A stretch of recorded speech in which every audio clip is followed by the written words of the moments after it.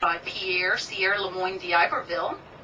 So we were initially French, but back then, over the next 100 years, we were the pawn in the hands of the big three. So we were French for a little while, we were Spanish for a little while, we were English for a little while. And you can see that in all of the local architecture, as we have many different types of architecture in this area.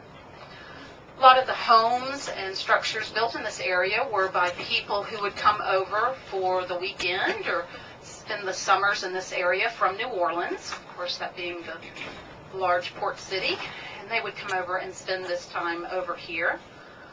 We will drive by our local cemetery, and as y'all have been to New Orleans, of course you're familiar with the above ground mausoleums.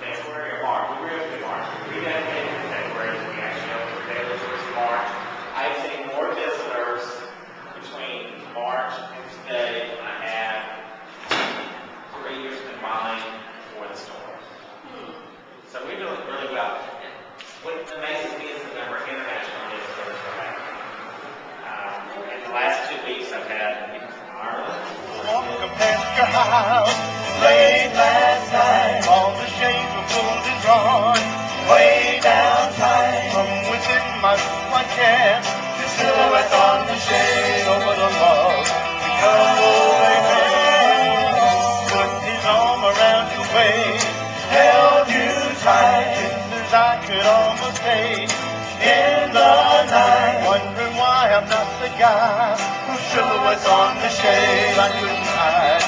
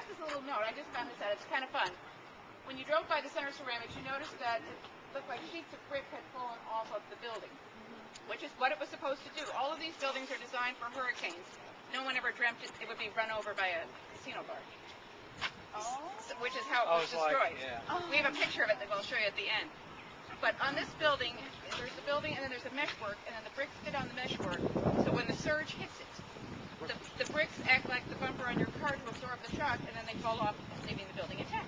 So it worked exactly like it was supposed to. Like it was intended. Perfect. The pods, which are the centerpiece of our campuses, were all... The original house was there up until about the time we started to build this.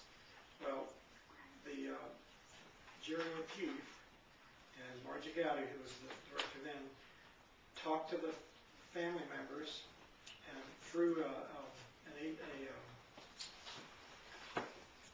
sorority. What was the name of the sorority? We work together, love you. What was the name of the sorority? Oh, Delta Sigma Theta. Delta Sigma Theta. It was a women's African American women's sorority, and they talked to them, representatives of them, and they suggested that they move the house here. So they all agreed.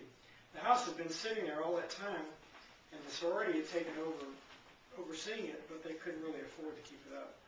So it was in pretty bad disrepair. You can see the pictures over here. Well, to get 33 artists to come in and have a workshop on the walls. So there's 33 original paintings on the walls, and they've been there since 1966. You know. But anyway, how about you, sir? Did you know I wasn't bald-headed anymore? Were you aware of that? You know, I ain't given a whole lot of thought. Yeah, well, what I am now, I'm hair-free. Got one bullet. Which one would you shoot, the bear or the bull? You shoot the bear. You know why? You can always shoot the bull. You shoot that bull anytime, and y'all know the three phases in life for men? You believe in Santa Claus, you are Santa Claus, you know what the last one is? You look like Santa Claus. Then phases in life for people: youth, middle age, and boy, you're looking good. And then you heard about the full fraternity brothers. They said, look, every 10 years, why don't we get together and reminisce? So at 40, they said, let's go to Mary Mahoney's. They got cute waitresses. At 50, they said, let's go back to Mary Mahoney's. They got real good food. At 60, they said, hey, why don't we go back to Mary Mahoney's? It's nice and peaceful. At 70, they said, let's go to Mary Mahoney's. They have good handicap accessibility.